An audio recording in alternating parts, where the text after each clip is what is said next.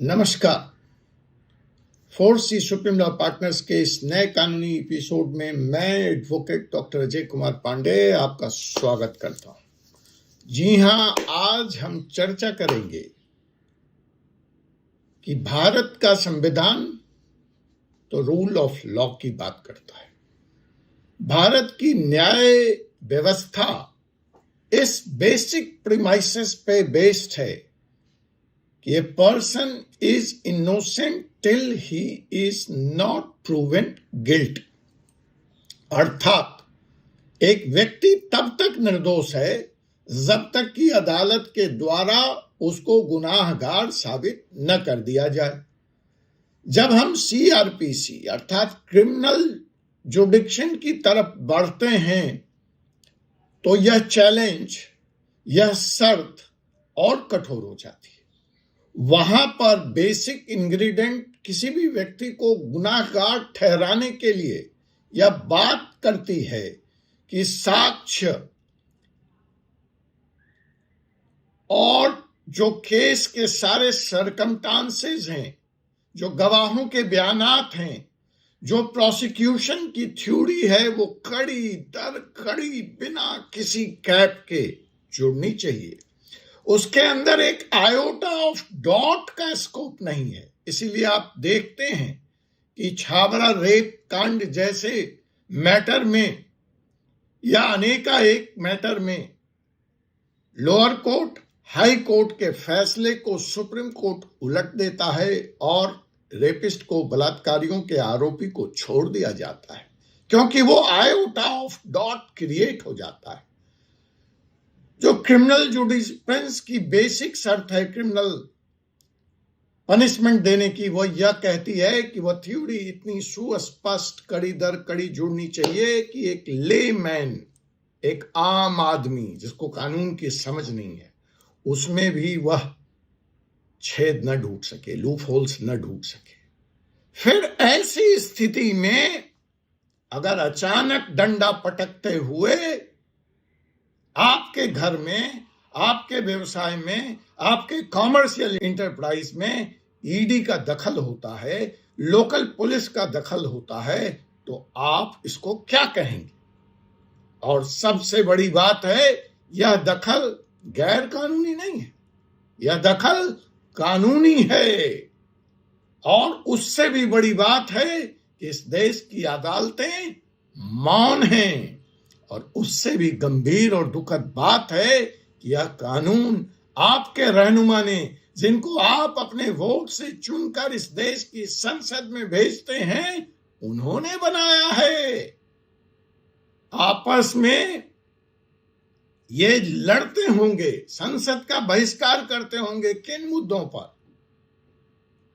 आपने देखा है, तुमने मेरा ये नहीं किया, मैंने तेरा ये नहीं किया। लेकिन इस देश के आम जन की रहनुमाई की जब बात आती है, आम जन के जब अधिकारों के सुरक्षा की बात आती है, तो चाहे राजनीतिक दल किसी भी रंग में रंगा हो, उसकी खामोशी मुझे समझ में नहीं आती, उसका विरोध मुझे समझ में नहीं आता। तो आज आइए हम बात करेंगे अपने इस कानूनी एपिसोड में एक ऐसे ही काले कानून की, जो कि पुलिस और इन्फोर्समेंट डायरेक्ट को कानूनी मनमानी करने की बेइंतहा छूट देती है। जी हां जनाब, मैं बात कर रहा हूं बर्ड्स एक्ट 2019 की। बर्ड्स बोले तो banning of unregulated deposit schemes act. कि कोई भी, देखिए इतना खतरनाक एक्ट है कि इसके जहद में छोटे बिजनेसमैन जो अपने दोस्तों से, अपने रिश्तेदारों से कर्ज लेकर अपना व्यवसाय प्रारंभ कर रहे हैं या कर चला रहे हैं या करना चाहते हैं, वो भी इसकी जद में आ गए। और हद तो यह है कि पुलिस इस नाम पर, इस कानून के नाम पर डंडा लेकर किसी भी वक्त आपके घर में, आपके व्यवसाय में, आपके प्रतिष्ठान में, आपके दुकान में, आपके मकान में घुस जाती है और अदालत कहती है यह कानून सम्मत है। तो क्या आप जानना चाहेंगे ऐसे काले कानून के बारे में?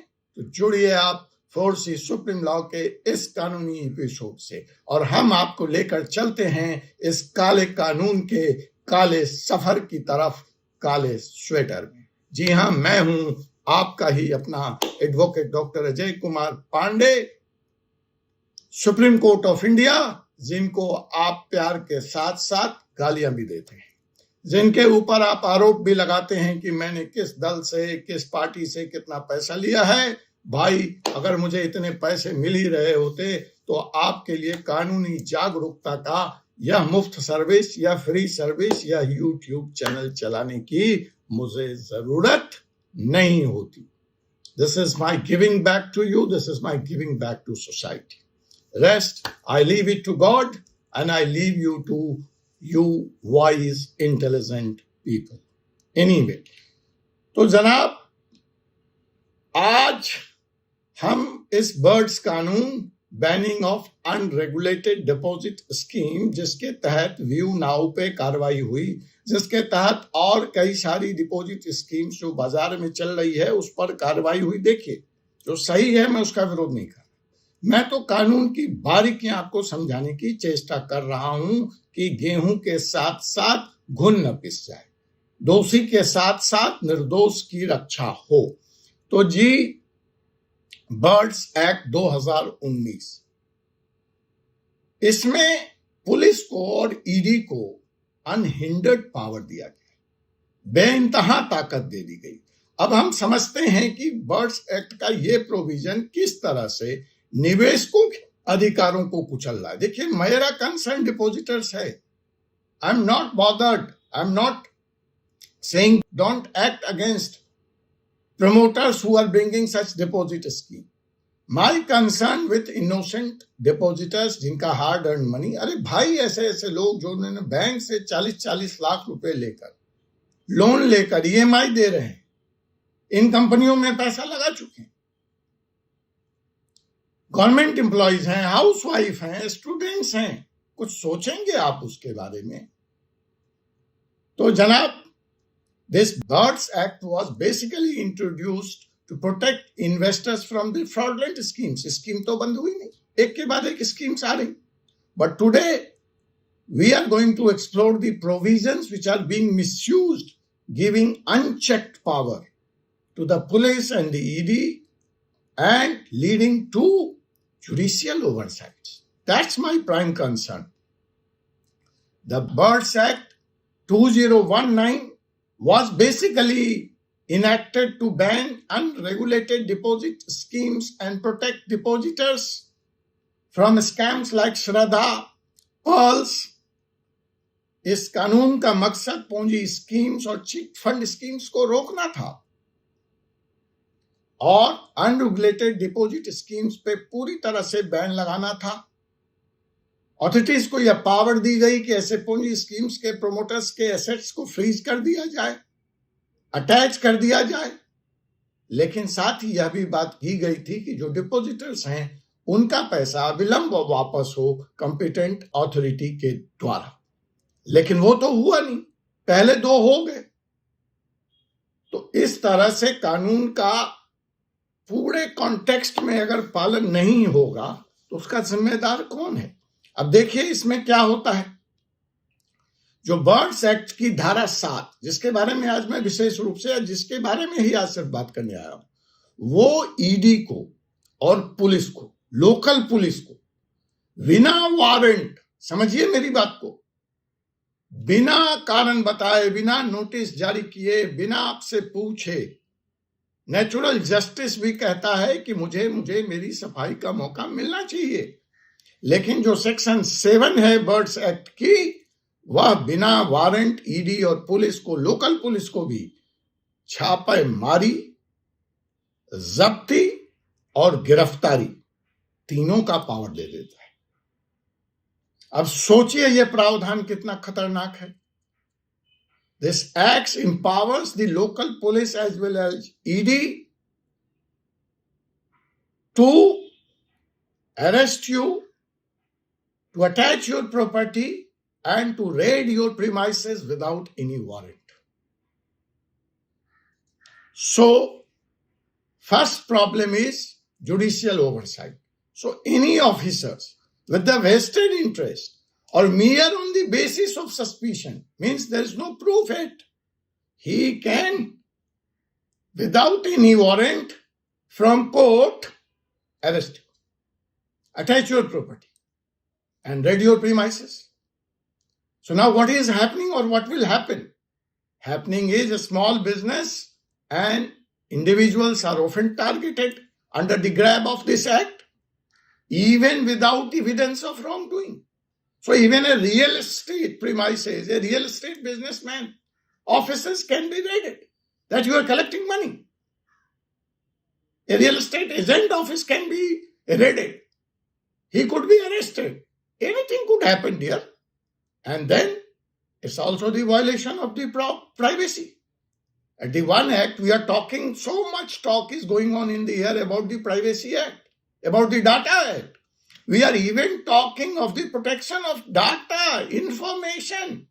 And here my whole body is left open for the loot. My whole business is left open for the loot. So what is the need of this contradictory law? At one hand, you are talking of punishing people, even for the IT Act violation, even for the leakage of my name, phone number, email, data information. And here you are entering my house, my business premises, without any warrant, merely on the suspicion ground. It's absurd. It's really absurd and beyond my understanding. Shocking, but it's true. So, warrants, searches, infringes on the right of the privacy, which the Supreme Court recognizes as the fundamental right. Do you remember the Puttaswamy case 2017? Look at this privacy law being emphasized by Supreme Court. Not only Puttaswamy, but Menka Gandhi versus Union of India. The Supreme Court said that the due process is essential under Article 21. My right to privacy is my fundamental right under the Constitution of India. Where the lawmakers are sleeping. I'm baffled. I fail to understand. Then you come to Joginder Kumar versus the state of UP 1994. What Supreme Court said in that? Arrests should not be made mechanically and must be based on the reasonable grounds. Where are the reasonable grounds under the Birds Act? Where are the reasonable grounds under the PMLA Act? Where are the reasonable grounds under GST Act? Draconian era when it comes to the curtailment of individual privacy. Arnesh Kumar versus the state of Bihar, 201. Supreme Court says arrest should be an exception and not the rule. But what Supreme Court is doing in Birds Act, I fail to understand. So despite all these rulings, the Birds Act allows enforcement agency to bypass judicial scrutiny, leading to potential misuse of this law on a very large scale. दोस्तों, यह सिर्फ कानूनी बातें नहीं हैं. असल जिंदगी में बर्ड्स एक्ट का भारी पैमाने पर दुरुपयोग हो रहा है. और सफर कौन कर रहा है? इंडिविजुअल. सफर कौन कर रहा है? Small business. Many legitimate business have been shut down due to arbitrary arrest and seizure of the assets. Investors were left in the lurch while the act aims to protect investor. जिसके लिए बना उसी पे सबसे ज्यादा हमला है, उसी के इंटरेस्ट पे सबसे ज्यादा कुठाराघात है, but किसी को चिंता नहीं है. The lack of accountability on the part of enforcement agency is often leading to delays in justice for the victim, as you are seeing in the case of you now. Erosion of trust. When enforcement agencies act without accountability, it erodes public trust in institutions. So, it is a high time to talk about reforms. And reforms are not going to happen mere listening to my YouTube commentaries. You have to come out.